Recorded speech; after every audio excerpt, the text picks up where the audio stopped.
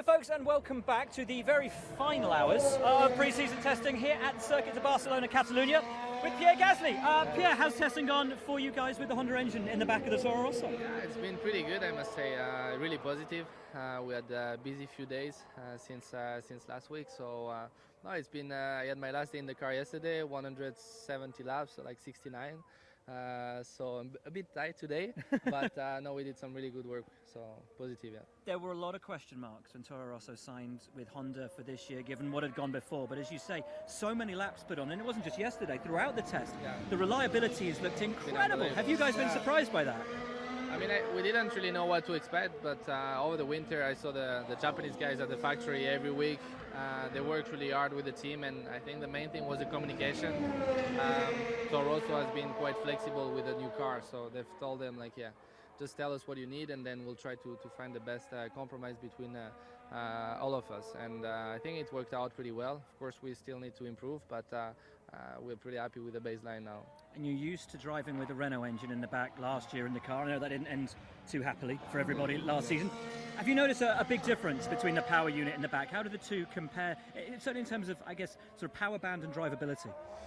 In terms of performance, it's too early to say because it's different cars, and at the moment we cannot really compare with the others, even if we have a rough idea. But in terms of drivability, I would say it's more or less the same. Even sometimes it's a bit smoother, I must say. Okay. We still get some little issues sometimes, but nothing too bad. So you know, it's just about testing new settings, many different maps, and yeah, of course things were positive, other things were negative. But overall, I will not say it's really different, but it's been drivability-wise, it's been pretty good, better than what we thought. Now, I know you went over to Japan last year to race, and we were talking midway through last year, and you said the one thing you really had to get your head around was the way that the Japanese guys work, and it was very different to the way that we work in Europe. Has that helped you this year with all the Honda engineers, that you've already got your head into that mindset of, well, you know, this is how Japanese companies work, and Honda in particular? Yeah, for sure, it helped me a lot because I've learned a lot about how they communicate, how you need to bring things forward. You need to be straightforward, but in a quite specific way as well if you want them to really get the trust. So no, for sure it helped. We had only 4 days together, but already I can feel also they are really like committed, really dedicated on everything we are doing. So, you know, last year in Japan, what I really like with Japanese people is that I think they are the most committed people. When they have a goal and they want to reach it, they really try everything they can to achieve it. So you can already see this mentality in the team, and you have, I think, a great atmosphere, like positive energy from everyone. So cool. Look, we're standing here trackside, so let's have a look at a couple of cars as they go past. I know we're going to take some questions from some folks out coming through from the YouTube video, but as we're standing trackside here, let's have a look at a couple of the cars going through. Force India, what do you make of them? Let's have a look. And mediums, long runs. Difficult to say, but they seem to struggle a bit in the beginning of last week. So it's yeah, of course, a bit early to say, but they seem to have struggled a bit to find the pace. Long runs is always difficult. You don't know the fuel load and everything, but Renault is back out. Yeah, they've had most of the day inside. Carlos only got 4 laps in the car this morning. Big issue for them. McLaren are back out as well after an issue for Fernando. The rear looks really unstable still on that McLaren. Yeah. They've got a different suspension concept at the back. Not quite got to grips with that. I know you said Mercedes is unbelievable. But the one that you said had surprised you, and watching it on track just now, was the Haas. Yeah, actually the Haas has been really impressive in the last few days. I don't know if they have made huge. I mean, if they have made the car completely differently this year, but when you look at them on track, they have like such a good front end in the corner. They can carry and roll the speed through the medium speed corner, actually, like this one. And no, they have been really impressive since beginning of the week. So. You're telling me Red Bull as well. Looks great. I mean, we all know they have a good chassis, but I think again this year they have made another step forward. And after looking the GPS in the last few days, when you look the speed they have in the high speed corner, turn 9, all the medium speed, turn 1, turn 4, turn 7. You can see the car has a huge potential, and I think they're going to be in the fight. Yeah. Right, let's take some questions from some fans. Jessica has asked, imagine the whole F1 squad are going to play a game of paintball. Pick 3 drivers for your team. I'll go for Max and Stoffel. Max and Stoffel, you can have one more.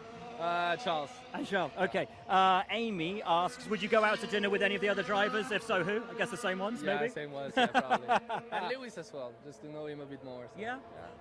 How does it work between you guys as racers? Do you mix a lot? Is it mostly in drivers' briefings you get to see each other? Yeah, that's more or less what happens. We all catch up together during the drivers' briefing. So usually you sit down next to another driver and then you have a little chat, and then after it's really busy during the race weekend, so we don't have much time. But no, it's Lewis. I spoke a bit with him at my first race in Malaysia.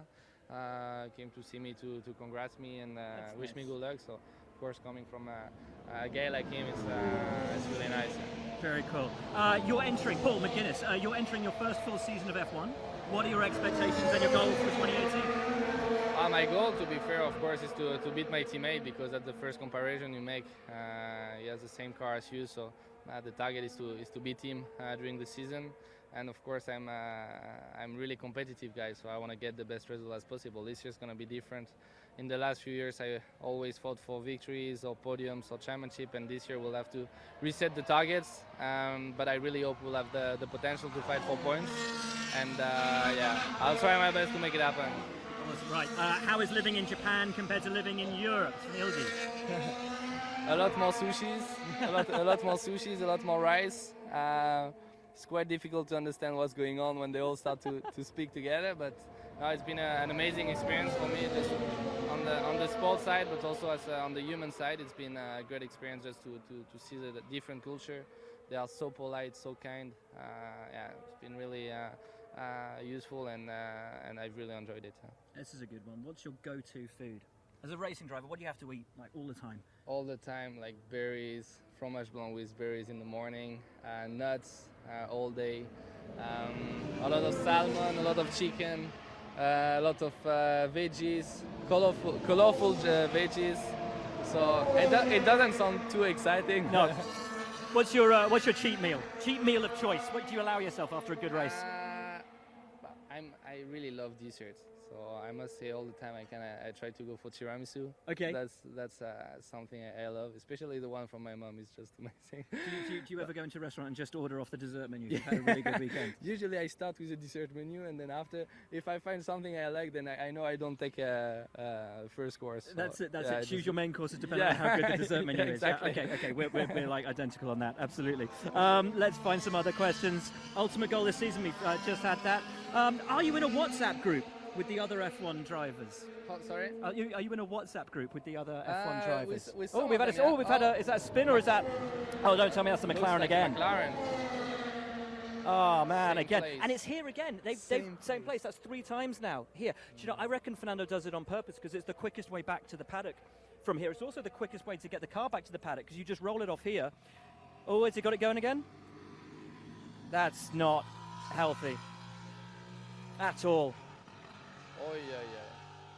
Doesn't look good. What does that do to you as a driver, knowing that we've now got, what, an hour and 20 minutes left of testing, and the car is still not operating at a point that is reliable, confidence-inducing, or fast when it's even running? Yeah, but they haven't done many laps, so they for sure they didn't try all the things they wanted. So they are not gonna be as prepared as they would have liked for the first race. I mean, Fernando is super experienced, so I think for him it doesn't change much. But of course, as a driver, you want to run as much as possible, get you comfortable in the car with the setup, try the car in low fuel conditions, high fuel, and at the moment, they haven't run much. So. And listen, for you guys as well, for you and Brendan, it's both of your first full seasons in Formula One. Obviously, you've both been testing a lot over the years. But this is your first time with your own car that you have to take, mould, develop and shape to be your own. How much of a challenge is that to really not have too much to base it against? Because it's the first time you've had to do this from scratch, from day one. Yeah, it's actually pretty nice because you can just take the directions you want and you really need from the car. So, and what's great about Formula One is that you can ask whatever you want. They're always gonna try to make it happen. So, it's also nice. We can see already with Brendan, we've got different driving styles. So in terms of setup already, we are not going exactly in the same directions. But it's also exciting because you want to try to make your car as fast as possible for yourself. And then after, it's our job to prove it on track. But and how's the relationship between the two of you? Because everyone always says the first person you've got to beat is your teammate. But as you're starting out together at the same time with the Honda relationship as well, is it more of a collaborative relationship than a competitive at the moment? But we get on super well, so it makes things much easier. He's a really nice guy, super friendly, and he's a Kiwi guy, so it's quite obvious. But no, he's a really nice guy. But yeah, of course, I mean, it's quite clear. I've told him already my target is to beat him, and then he told me the same. So no, I think it's you got to separate what happens on track and then also off track. I think we are smart enough and mature enough to understand it, and we are trying to work in the same direction, try to make the team better, try to develop and give really strong feedbacks to make the car better, and also on the engine side still improving. And at the moment, yeah, everything goes quite smoothly and well. I think it's quite a lot for folk that aren't racing drivers like me, the folks at home, to know that you can be mates off the track, but that when you pull that helmet on, those emotions go, and we see it with Daniel Ricciardo a lot. He's all smiles, and then as soon as that helmet comes on, that smile just disappears, and you're almost a different person inside the car than you are outside of it. That's usually what I say. For me, when the lights switch off, you become someone else. It's completely different person, like different personality, and it's difficult to describe, but you really feel like on the formation lap, you are still in a way conscious and still thinking about, okay, I've got to do this, I've got to do that. Still have some thoughts going through your mind, but when the lights switch off, there is something which switch on, and then it's different. You become a different guy. Yeah. Amazing. We could talk about that for hours. I find that fascinating. So as the cars are going around, it's great to see Carlos getting a few laps towards the end. Again, it's looking nice, isn't it? Looking good. Looking really good. Are we going to have a really good fight in the midfield this year? I think so. I think it's going to be really tight. I expect Renault to be fast. I think they have made some good progress on the car, and you can see the chassis is well designed. So also with this blowing exhaust with blowing wind. So I think they've got some great ideas. But I think it's going to be tight between us, Renault, McLaren. Hopefully we're going to be in the fight, but I think if we keep working, we're going to be there. Force India will be there for sure. Williams, I will guess as well. So it will be really important to focus on each little detail, because we'll make a huge difference. Absolutely. And it looks from testing, and obviously we can't ever tell too much from testing, it looks as though the gap, to the front might have shrunk a touch, maybe, hopefully. Yeah, hopefully. I think we haven't seen the full potential of Mercedes and Red Bull yet. So yes, well, no hypersofts on the Mercedes as yet, which is terrifying. Especially when you see the lap time they do with the mediums, it's you can see they have huge potential. Red Bull is in more or less the same position, but I think in the midfield it got a bit closer between all of us, and which is better, of course. I mean, as a driver, you always want to have a great fight and be able to be in a position where you can fight for a good position as well. So if it can be tighter, that will be great. Now, which race are you looking forward to the most this year? I think I can guess. Easy one. Paul Ricard. Of course. It's amazing as a French driver. I'm going to start my first full season in Formula One, and at the same time the French Grand Prix comes back on the calendar. So. And there's more French drivers in Formula One than any other nationality this year. Which is amazing. From having no drivers a couple of years ago, suddenly we're full of French drivers. It's incredible. No, it's really nice. I think motorsport has always been a huge part of our culture in France, and it's good to see that the race is back in the calendar. For Ricard, I think can be a really good track as well. End of June, I think, should be a great event. So if we can boost a bit all the French people to get interested again in Formula One, that will be really nice. Amazing, and it's in a beautiful part. Ricard's such a great track. It's in such a beautiful part of the world. Beautiful food. I mean, you probably won't be able to enjoy it too much during the weekend, but great wine, you know, amazing part of the world. Can't wait to go back there. What other track though? What other race? Monaco is amazing. In qualifying, I think it's one of the best track in the calendar. You know, it gives you so much adrenaline, like driving 330, 40 kph between the barriers, and and I think over one lap, it's the best track of the calendar. I'm really looking forward to Singapore. I don't know the track, but on my PlayStation, I know it's one of my favorites. So street track's your thing? Yeah, especially like technical one, like really tight with many corners. I like Budapest. Suzuka is also a nice one. So less straight, more corners, and that's what I prefer. Phenomenal. And how do you think the team's going to go this year? Have you set yourself any major targets at the team? I think the main thing is the starting point looks to be slightly better than what we expected. So what we need to make sure that in terms of development, we are really going in the right direction. I think the last couple of years the team struggled to improve between the beginning and the end of the season. I think that's one thing they really want to focus on, to finish on a better form than we're going to start.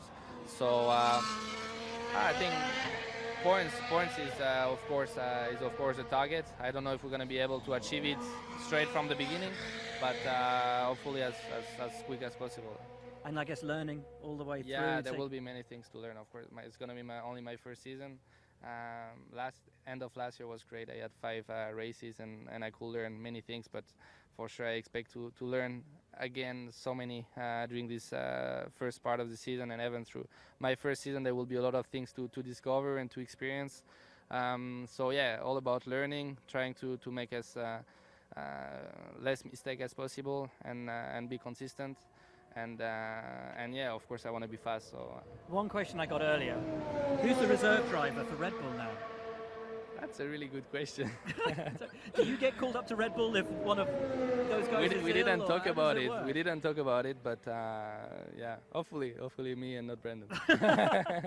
Is that the goal? Hopefully.